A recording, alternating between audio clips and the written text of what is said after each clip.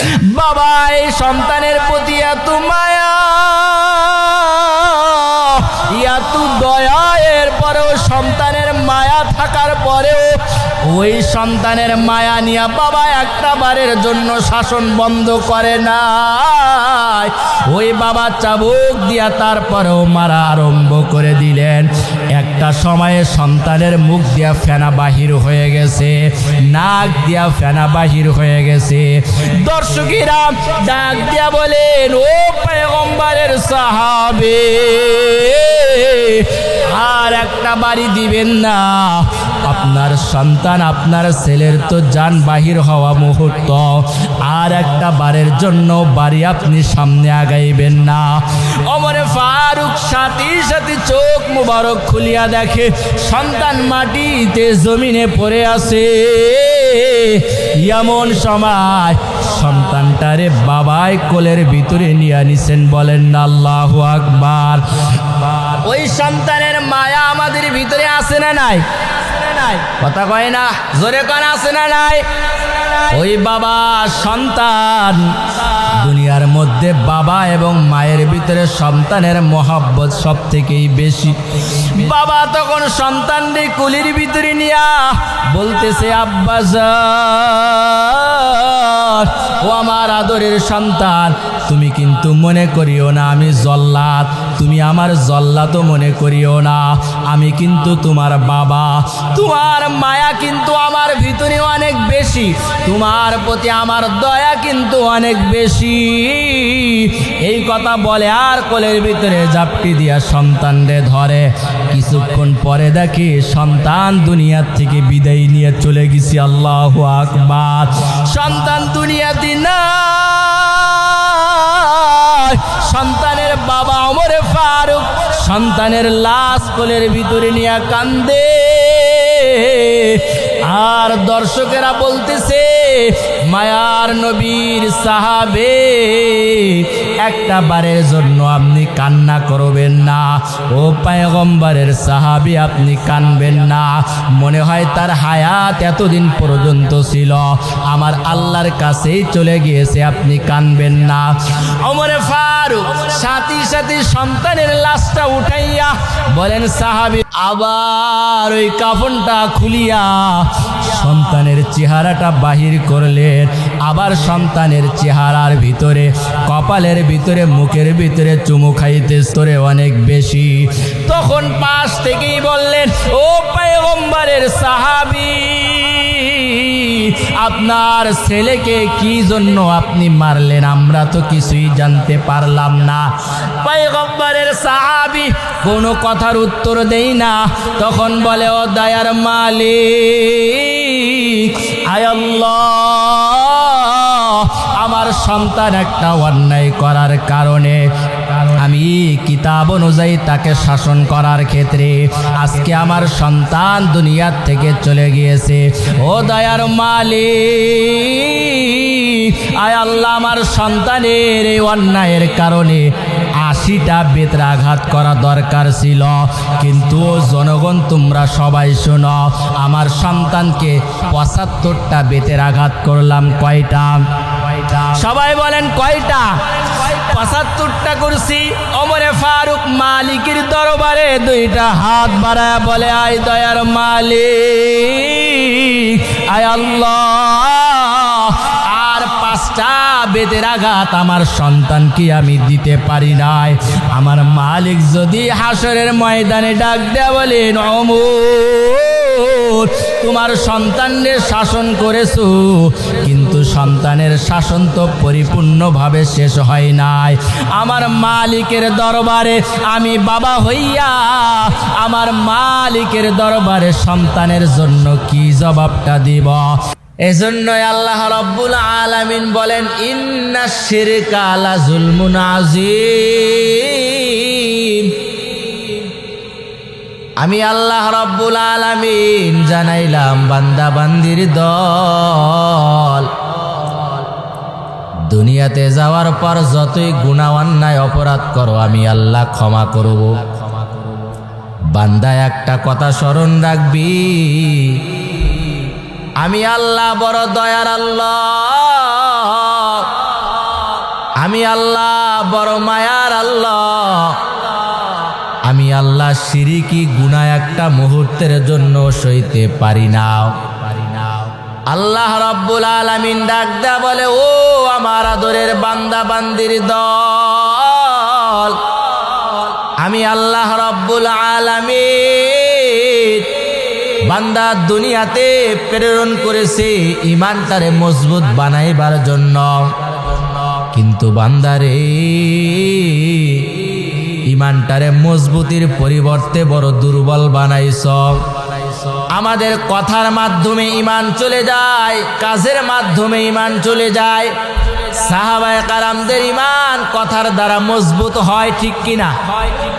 কাজের দ্বারাও বড় মজবুত হয়, কথার দ্বারাও সাহাবায়ে কেরামদের ঈমান বড় মজবুত হয়।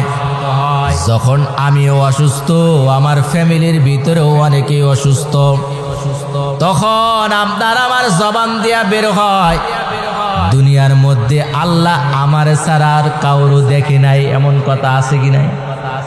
অনেকের জবান দিয়া বের হয়, হাই রে আমি অসুস্থ, পরিবারের সবাই অসুস্থ, আল্লাহ মনে হয় আমার ছাড়া আর কাউরও দেখে নাই।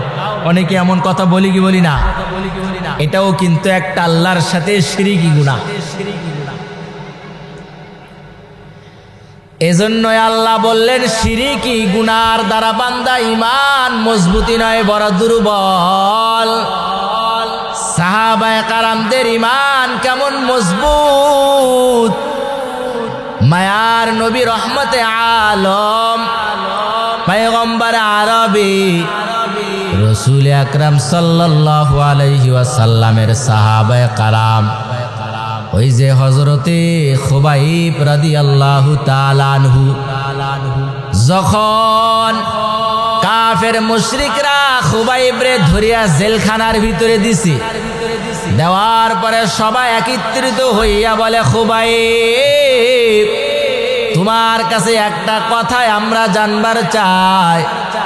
বলে কি কথা বলো? বলে তুমি কি ঈমান ছাড়বা নাকি ঈমান রাখবা? বলে আমি খুবাইব যেই মালিকের জন্য ঈমান আনছি,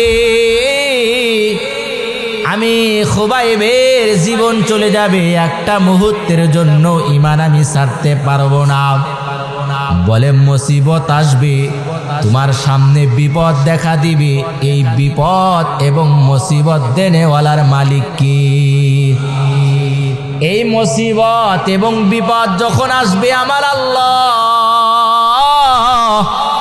এই মুসিবত দিয়ায় আপনার আমার ঈমানটারে বড় পরীক্ষা বানাইতে চাই, পরীক্ষা করতে চাই। আল্লাহ বলে, বান্দা বান্দির দল, আমি মাঝে মাঝে তোমাদেরকে ঈমানের পরীক্ষা নিব। আমি মাঝে মাঝে তোমাদেরকে এমন ঈমানটা মজবুত নাকি বড় দুর্বল, আমি আল্লাহ মাঝে মাঝে তোমাদেরকে একটু লাড়া দিতে চাই। বান্দা বান্দির দল, আমি আল্লাহ পয়গম্বরের সাহাবায়ে কেরামরা ঈমানের জন্য কতই না কষ্ট করেছে। ওই খুবাইবরে যখন বলা হয়েছে, খুবাইব ঈমান তুমি রাখবা নাকি ছাড়বা, খুবাইব ডাক দেয়া বলে, আমি যেই মালিকের জন্য ঈমান গ্রহণ করেছি, যেই মালিক রে আমি খুশি করার জন্য ঈমান আনছি, একটা মুহূর্তের জন্য আমি ঈমান ছাড়বো না, ছাড়বো না। ও নবীর উম্মতের দল, আল্লাহ তাআলার আশিকিন বান্দা, পর্দার আড়ালের আম্মা জান, কলিজার টুকরা যুবকেরা, একটাবার খেয়াল করে মনোযোগের সাথে শুনো। খুবাইবরে যখন শুলিতে চড়ানো হবে, এমন সময় খুবাইবরে বলা হয়, খুবাইবরে একটাবার চিন্তা করো, কিছুক্ষণের ভিতরেই তোমারে কিন্তু শুলিতে চড়ানো হবে। মায়ার নবী বলেন, তোমার সামনে যখন মুসিবত দেখা দেয়, ইন্না শিরকা লাযুলমুন আযীম ওয়া ইন হুররিকতা ওয়া ইন কুতিলতা, যদিও তোমারে কতল করা হয়, যদিও তোমারে শুলে চড়ানো হয়, এরপরও একটা মুহূর্তের জন্য আল্লাহর সাথে শরীক করবা না। মায়ার নবীর সাহাবে খুবাইব ডাক দেয়া বলে, ও আমার কাফের মুশরিক বেঈমানের দল, একটা মুহূর্তের জন্য আমি ঈমান ছাড়তে পারবো না। কিছুক্ষণ পর ওই ফাঁসির মঞ্চে যখন খোবাইবরে নেওয়া হইল, তখন কাফেররা ডাক দেয়া বলে, খোবাইব এখনো সময় আছে, এখনো সময় আছে, এখনো যদি সময় থাকতে বলো আমি ঈমান ছেড়ে দিলাম, তাহলে তোমারে একটা মুহূর্তের জন্য কষ্ট দেওয়া হবে না। খোবাইব ডাক দেয়া বলে, না, যে মালিকরে খুশি করার জন্য আমি খোবাইব আমার জীবনের পরোয়া আমি একটা মুহূর্তের জন্য করি নাই। ও আল্লাহর আশিকিন বান্দারা, আল্লাহর আশিকিন পাগলেরা, ও আমার কলিজার টুকরা যুবক, পর্দার আড়ালের আম্মা জান, একটাবার চিন্তা করেন ঈমানের মজবুতির জন্য তাদের কেমন ঈমান ছিল। তখন মায়ার নবীর সাহাবী ওমরে ফারুক রাদিয়াল্লাহু তাআলা আনহু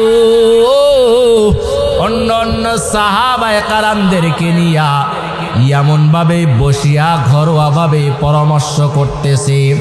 হযরতে ওমরে ফারুক ডাক দেয়া বলেন, সাহাবী, ও আমার সাহাবী ভাইরা, এই ঈমানের জন্য, ইসলামের জন্য সব থেকে বেশি অবদান হলেন হযরতে বেলাল রাদিয়াল্লাহু তাআলা।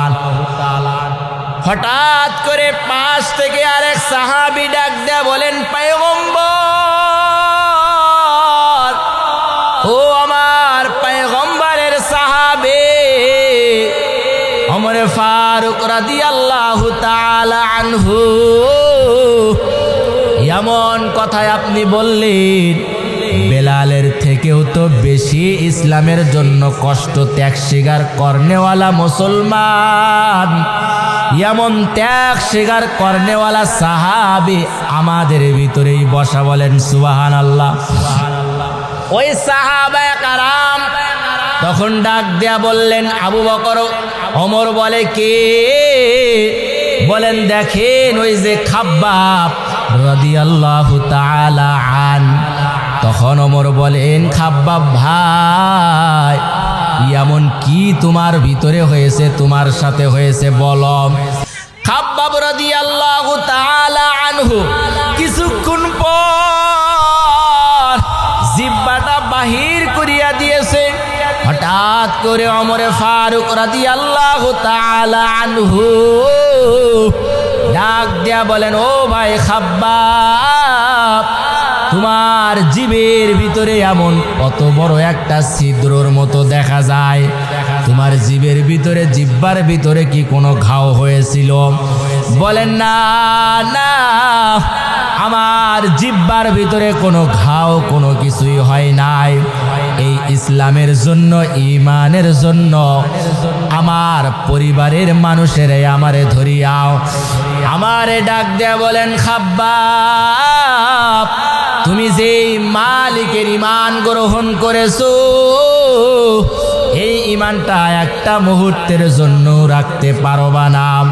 ওই খাব্বাব রাদিয়াল্লাহু তাআলা আনহু তখন জিহ্বাটা বাহির করিয়া বলছে, ভাই ওমর, আমার গ্রামের মানুষেরা, আমার পার্শ্ববর্তী মানুষেরা, আমার ফ্যামিলির ব্যক্তিরা আমারে ধরিয়া আমার জিহ্বার ভিতরে বড় বড় কাঁটাগুলা নিয়ে ফুটাইছে আর বলছে, ও ভাই খাব্বাব, একটা মুহূর্তের জন্য ঈমান রাখবি না, ঈমানটা ছাড়।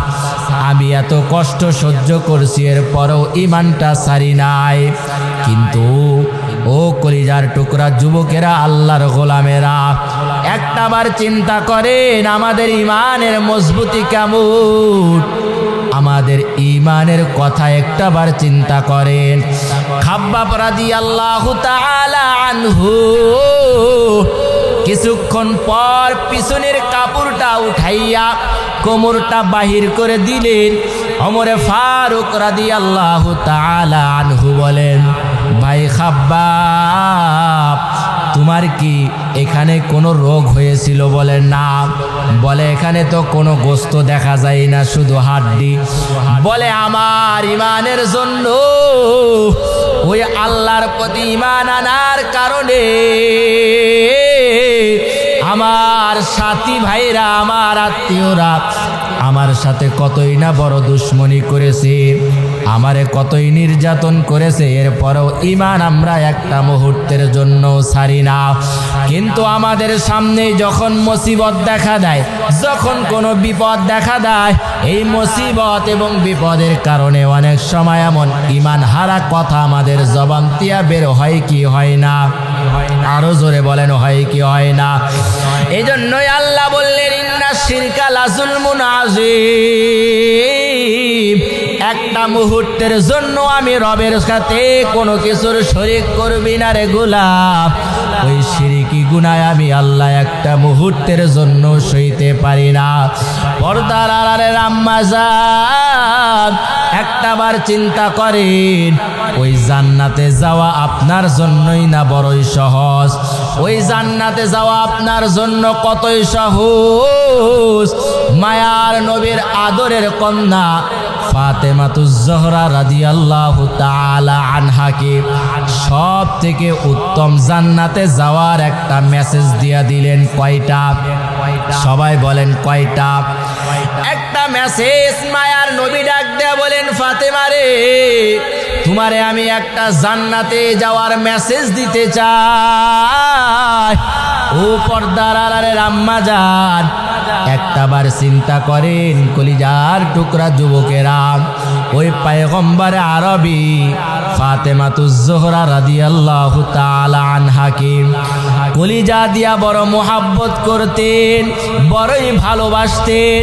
ওই ফাতেমাকে একটা দিন নবী না দেখলে থাকতে পারতেন না। মদিনা থেকে যখন বাহিরে সফরে যাইতেন, ফাতেমার সাথে দেখা করে যাইতেন, আবার যখন আসতেন ফাতেমার সাথেই দেখা করতেন। একদিন মায়ার নবী ফাতেমার দুয়ারের সামনে দাঁড়ায় ডাক দেয়া বলে, ফাতেমা রে, ও আমার কলিজার টুকরা ফাতেমা। এমন ভাবেই 2 থেকে 3 বার ডাক দিলেন, কিন্তু ফাতেমার ভিতর থেকে কোনো আওয়াজ বাহিরে আসে নাই। এমন সময় মায়ার নবী ব্যাগ করিয়া বাড়ির দিকে রওনা হয়েছে। ভিতর দিয়া ফাতেমা চিন্তা করলেন, আমার বাবাই তো রহমাতুল লিল আলামিন, আমি যদি আমার বাবার ডাকে সাড়া না দেই তাহলে আমার আল্লাহ তুই বড় নারাজ হয়ে যাবে। কিছুক্ষণ পর 2-3 পাও মায়ার নবী পিছন দিকে দিলেন।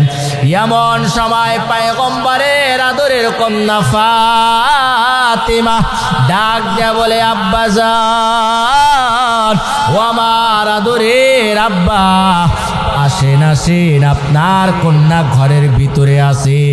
ও পর্দার আড়ালের আম্মা জান, আপনাদের জন্য মায়ার নবী একটা মেসেজ দিয়া গেছেন।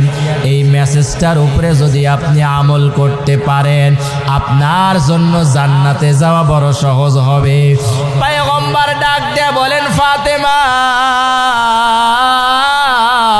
ও ফাতেমা রে, আমি তোমার বাবা রহমাতুল লিল আলামিন হইয়া তোমার দুয়ারের সামনে দাঁড়াইয়া তোমারে ডাক দিলাম, তুমি একটা ডাকের সাড়াও দেও নাই, কারণ কি? মায়ার নবীর আদরের কন্যা ডাক দেয়া বলে, আব্বা জান, ও রহমাতুল লিল আলামিন, আমি কন্যা ফাতেমা আপনার সামনে যাওয়ার মতো এমন কোন কাপড় আমার শরীরের ভিতরে নাই। আল্লাহু আকবার। আব্বা জান, আমার শরীরের ভিতরে এমন কোন কাপড়, যেই কাপড়টা মাথার চুলগুলা ঢাকলে পাও বাহির হয়ে যায়। ও পয়গম্বর, আবার যদি নিচের দিকে পাওগুলা ডাকিয়া দেই মাথার চুলগুলা বাহির হয়ে যায়। ও পর্দার আড়ালের আম্মা জান, একটাবার চিন্তা করেন, ওই মায়ার নবী আদরের কন্যা ফাতেমার জন্য, আপনাদের জন্য কতই সুন্দর জান্নাতে যাওয়ার জন্য বড় মেসেজ দিয়া গেছে। পয়গম্বর ডাক দেয়া বলে, ফাতেমা, এই নাও আমার শরীরের চাদরটা তোমার জন্য দিয়া দিলাম। পয়গম্বরের চাদরটা ফাতেমার জন্য দরওয়াজার নিচ দিয়া পাঠাইলেন। কখন ফাতেমা ওই চাদর মুবারকটা সুন্দরভাবে শরীর ঢাকিয়া পয়গম্বরের সামনে চলে আসলেন। আসার পরে ডাক দেয়া বলেন, পয়গম্বর, ও আমার আদরের আব্বাজান, আমি আপনার সামনে আসার মতো কাপড় আমার নাই। বলে, মাগো, এরপরও তুমি একটা বারের জন্য স্বামীর বিপক্ষে তুমি বিরুদ্ধে কখনোই নালিশ করবা না। ও পর্দার আড়ালের আম্মাজান, মায়ার নবী বললেন, ফাতেমা রে, তোমার চুলগুলা সব সময় ঢাকিয়া রাখবা।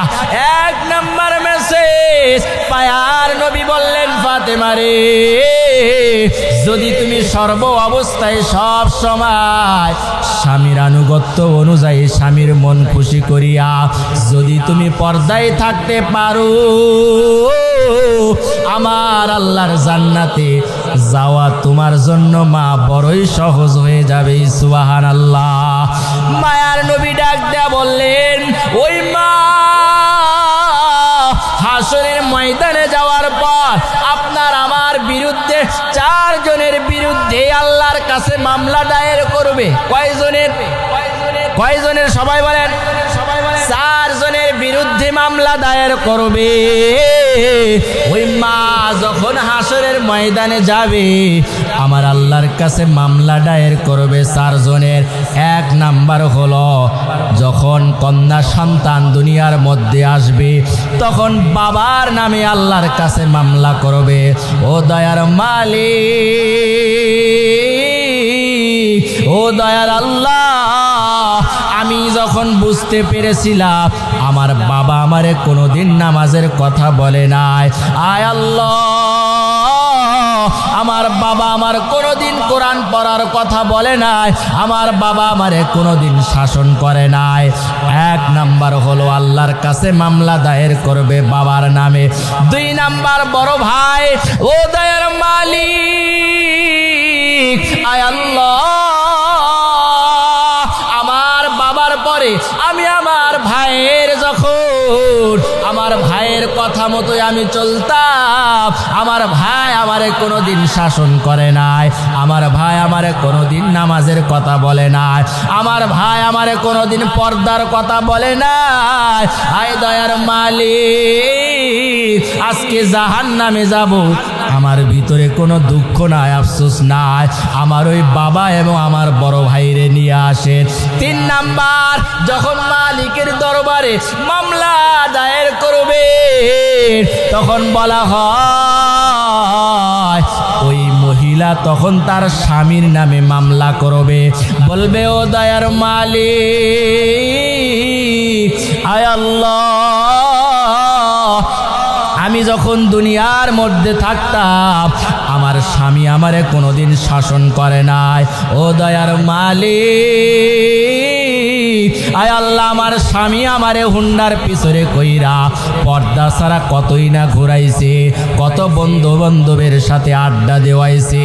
আয় আল্লাহ, আজকে আমার কোনো দুঃখ নাই, আপনার জাহান্নামে যাওয়ার জন্য আমার কোনো দুঃখ নাই, কিন্তু দয়ার মালিক, আয় আল্লাহ, আমাকে তাদেরকে নিয়ে আসেন, আমি চলে যাব। এরপরে ডাকা হবে সন্তানদের, সন্তানের নামে মালিকের দরবারে মামলা করবে। এই 4 জনের নামে আমার মালিকের দরবারে মামলা করবেন। ওই মালিকের দরবারে বলবে, আয় আল্লাহ, এদেরকে আপনি ডাকেন, এদের উপরে পাড়া দিয়া জাহান্নামে যাব। বলেন নাউজুবিল্লাহ। এজন্যই সন্তানদেরকে এই আল্লাহ তাআলা মায়ার নবীর মাধ্যমে বলে দিলেন, তোমরা তোমাদের সন্তানদেরকে শাসন করো, তোমাদের সন্তানদেরকে আদেশ করো। হযরত ওমর ফারুক রাদিয়াল্লাহু তাআলা আনহু নিজের সন্তানকে কেমনে শাসন করছে, মদিনার বুকে একবার খবর পৌঁছাইছে বাবার কাছে, ও ভাই ওমর, আপনার সন্তান তো মদ পান করেছে। কি পান করেছে? মদ পান করেছে। আপনার সন্তানকে শাসন করা দরকার। কিন্তু ওমর ফারুক রাদিয়াল্লাহু তাআলা আনহু ডাক দিয়া বলে, সন্তান, সন্তানকে অন্যখানেই গোপনীয়ভাবে ঘরোয়াভাবে শাসন করা হয়েছে, কিন্তু বাবাই ডাক দেয়া বলে, সন্তান তোমারে আমি কেমন ভাবে আমার কানের ভিতরে আওয়াজ আসছে, তুমি নাকি মদিনার ভিতরে তুমি মদ পান করেছো, তোমার শাসন করা দরকার। বলে আব্বাজান আমার শাসন তো করেই ফালাইছে। বলে কে? বলে অমুকে। তারে ডাক দিছে, শাসন করছো? বলে হা। বলে কেমনে করছো? বলে ঘরোয়া ভাবে। বলে কেউ দেখে নাই? বলে না। বলে আব্বাজান এই শাসন আমি মানি না, তোমার এই অপরাধের কারণে আমি তোমারে শাসন করতে চাই, তুমি কি বলো? সন্তান কেমন মুরব্বী আব্বারা একটাবার চিন্তা করেন। কলিজার টুকরা যুব পর্দার আড়ালের আম্মাজান একটাবার চিন্তা করেন। বাবা হইয়া সন্তান রে বলে, ও আদরের সন্তান রে, তোমারে কিন্তু আমি বড়ই মোহাব্বত করি, তোমারে কিন্তু আমি বড় ভালোবাসি, তোমার প্রতি কিন্তু আমার মোহাব্বত একটুও কম নাই। সন্তান তখন বলে, বাবা আপনি যদি আমার শাসন করতে চান, আমার ভিতরে কোনো দুঃখ নাই, কোনো কষ্ট নাই। ওমর ফারুক রাদিয়াল্লাহু তাআলা আনহু খাদেম রে ডাক দেয়া বলেন, খাদেম পুরা এলাকা মহল্লা সবাই রে জানায়া দাও, ঘুন্টি বাজায়া দাও, আমার সন্তানের বিচার করা হবে ময়দানের ভিতরে। আমার সন্তানের অপরাধ, সে মদ পান করেছে, তার অন্যায়ের অপরাধটা এত সুন্দরভাবে বিচার করা হবে। ওমরে ফারুক সে মদ পান করেছে, চোখ দুইটা বেঁধে নিলেন, সন্তান রে ময়দানের ভিতরে দাঁড় করায়া দিলেন। হাজার হাজার মানুষ সেখানেই ভর্তি, হাজার হাজার দর্শক সেখানেই ভরা। সবার সামনে সন্তান রে শাসন করার জন্য বাবা চাবুক নিয়া চোখ দুইটা বাঁধিয়া ময়দানের ভিতরে চলে আসছে। আমার সন্তানের শাসন করতে হবে। মায়ার নবীর সাহাবী ওমর ফারুক রাদিয়াল্লাহু তাআলা আনহু তখন ওই চাবুকটা নিয়া সন্তানরে বাড়াই দিতাছে, আর চোখ দিয়া সন্তানের দিকে কোনো নজর দেয় না। যদি নজর দেয় সন্তানের প্রতি মায়া আসতে পারে কি পারে না, এমন ভাবে সন্তানরে বাড়ি দেয় চাবুক দিয়া। এমন সময় মারতে মারতে হঠাৎ করে ওমরে ফারুকের সন্তান জমিনে পড়ে গেছে। তখন পাশ থেকে মুসল্লিরা দর্শকরা বলে, ও খলিফাতুল মুসলিমিন, আপনি আর একটা বারের জন্য চাবুকের আঘাত করবেন না। বলে কেন? বলে আপনার সন্তান তো জমিনে পড়ে গেছে। বাবা এই সন্তানের প্রতি এত মায়া, এত দয়া, এরপরেও সন্তানের মায়া থাকার পরেও ওই সন্তানের মায়া নিয়ে বাবা একটা বারের জন্য শাসন বন্ধ করে না। ওই বাবা চাবুক দিয়া তারপরেও মারা আরম্ভ করে দিলেন। একটা সময়ে সন্তানের মুখ দিয়া ফেনা বাহির হয়ে গেছে, নাক দিয়া ফেনা বাহির হয়ে গেছে। দর্শকেরা ডাক দিয়া বলেন, ও পয়গম্বরের সাহাবে, আর একটা বাড়ি দিবেন না? আপনার সন্তান, আপনার ছেলের তো জান বাহির হওয়া মুহূর্ত, আর একটা বারের জন্য বাড়ি আপনি সামনে আগাইবেন না। ওমরে ফারুক সাথে সাথে চোখ মুবারক খুলিয়া দেখে সন্তান মাটিতে জমিনে পড়ে আছে। এমন সময় সন্তানটারে বাবাই কোলের ভিতরে নিয়ে নিছেন। বলেন না আল্লাহু আকবার।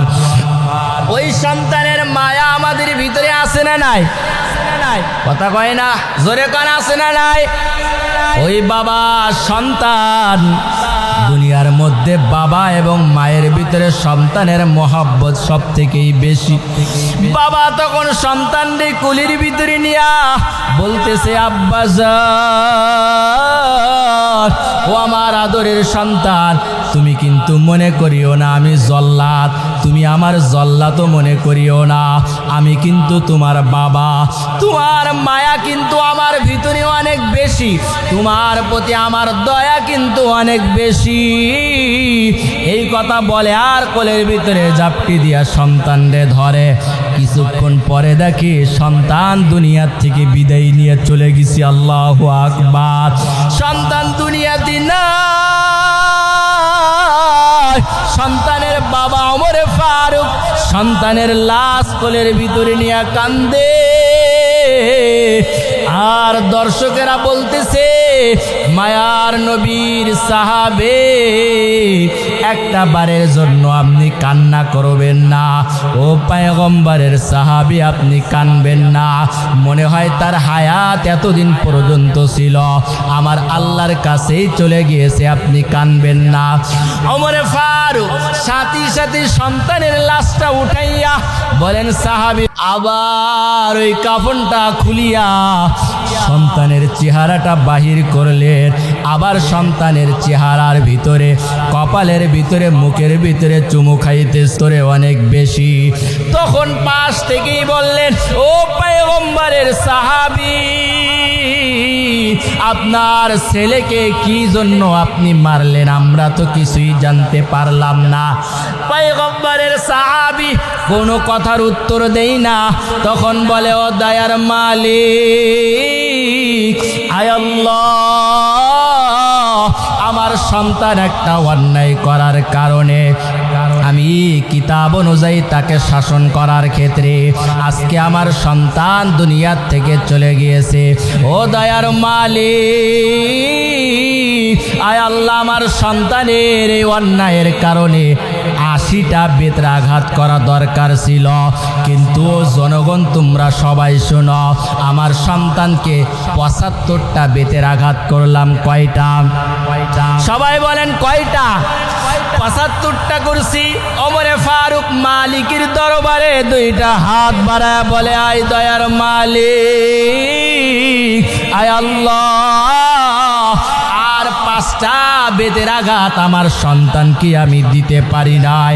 আমার মালিক যদি হাসরের ময়দানে ডাক দেয়া বলেন, ওমর, তোমার সন্তানদের শাসন করেছো, কিন্তু সন্তানের শাসন তো পরিপূর্ণভাবে শেষ হয় নাই। আমার মালিকের দরবারে আমি বাবা হইয়া আমার মালিকের দরবারে সন্তানের জন্য কি জবাবটা দিব?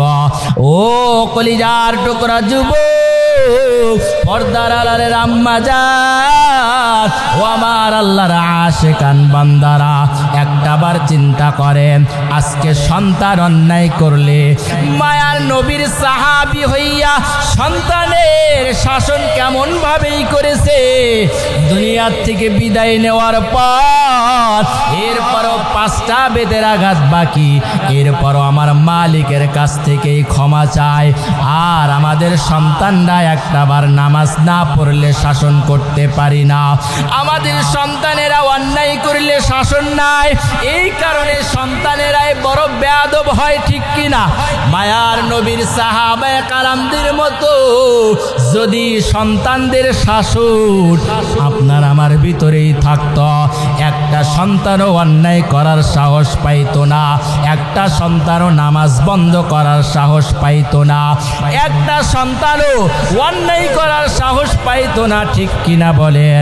ওই আল্লাহ এজন্যই বলেন, দুনিয়ার মধ্যে থাকা অবস্থায় সন্তানদেরকে কোরআনওয়ালা বানাও, নিজেও কোরআনওয়ালা হও, নিজেও নামাজিওয়ালা হও। আমি আল্লাহর দিদার যদি পাইতে চাও, তাহলে দুনিয়া থেকে কোরআনওয়ালা হয়ে আসো, দুনিয়া থেকে নামাজি হয়ে আসো। আল্লাহ বলে, মাঝে মাঝে যখন কোরআনের ময়দানে যাও, মাঝে মাঝে আমি মালিকরে যখন ডাক দাও, আমি আল্লাহ খুশি হইয়া তোমার জন্য 3টা পুরস্কার দান করি। সুবহানাল্লাহ। 1 নাম্বার পুরস্কার, বান্দা তোমার জীবনের সগীরা গুনাহ মাফ করে দেই। আর আস্তে কান, 1 নাম্বার সগীরা গুনাহ আল্লাহ মাফ করেন। 2 নাম্বার আমার আল্লাহ তাআলা ওই গুনার জায়গাগুলা নেকি দিয়া ভরপুর করে দেয়। 3 নাম্বার আমার মর্যাদা আল্লাহ রাব্বুল আলামিন ডাক দিয়া বলেন, ও আমার হাবিব আপনার উম্মতদেরকে জানাইয়া দেন, তারা যখন এই কোরআন হাদিসের মজলিসের ভিতরে বসে আমি আল্লাহ খুশি হইয়া 3 নাম্বার পুরস্কার তার জীবনের মর্যাদা 10 গুণ আমি আল্লাহ বাড়ায়া দিই। আশায় আশায় জহনম গেল খোদা না চাইলা ফিরিয়া, আর কতকাল থাকবো মালিক তোমার দিদার পানে চাইয়া, আর কতকাল থাকবো মালিক তোমার দিদার পানে চাইয়া। তুমি মুসার শনে কইলা কথা, মুসার শনে কইলা কথা তোর পাহাড়ে নিয়া, আর কতকাল থাকবো মালিক তোমার দিদার পানে চাইয়া, আর কতকাল থাকবো মালিক তোমার দিদার পানে চাইয়া।